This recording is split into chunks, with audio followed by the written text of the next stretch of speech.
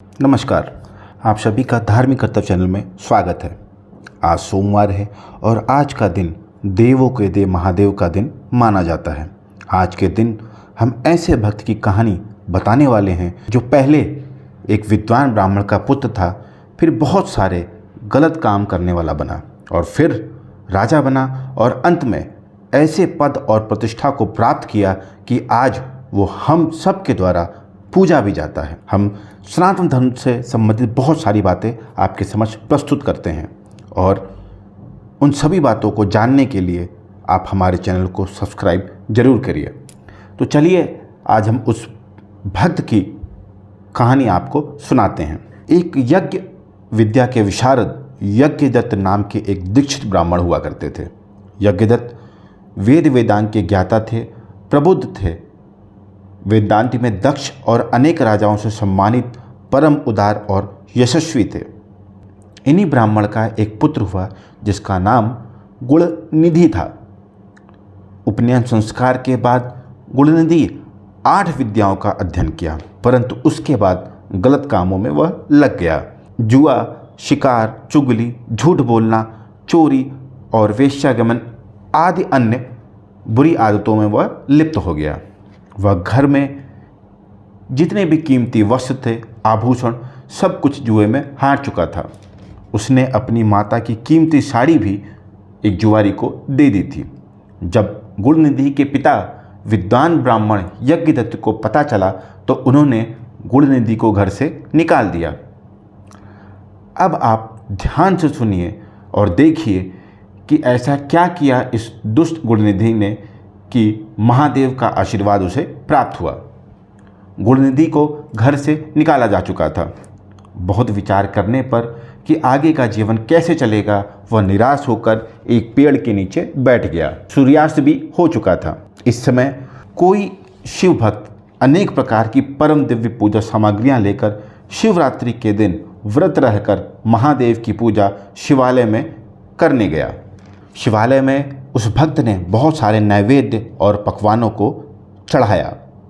उन नैवेद्यों और पकवानों के सुगंध से गुणनिधि उस शिवालय के पास जा पहुंचा। उसने सोचा कि जब ये शिव भक्त सो जाएंगे रात में तब ये सब मैं खा लूँगा, और ऐसा सोचकर वह वहीं बैठ गया और पूरी महापूजा देखने लगा। जब सभी भक्त सो गए तो शिवालय में गुणनिधि घुस गया। वहाँ जल रहे दीपक के प्रकाश को मंद अर्थात कम रोशनी होने के कारण उसने अपने कपड़े को फाड़कर बत्ती बनाकर दीपक को प्रकाशित कर दिया और वहाँ पर रखे बहुत सारे पकवानों और नैवेद्यों को उस गुणनिधि ने उठा लिया।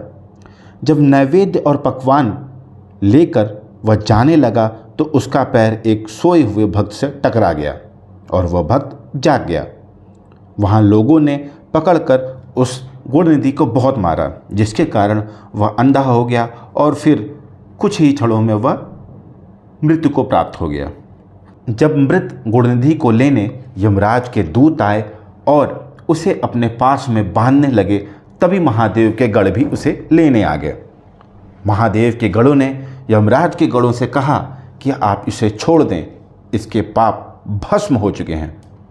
शिवगणों से ऐसी बात सुनकर यमराज के गण चौंक गए और कहें कि इसने हर कुकर्म किया, फिर भी आप इसे लेने आए हैं।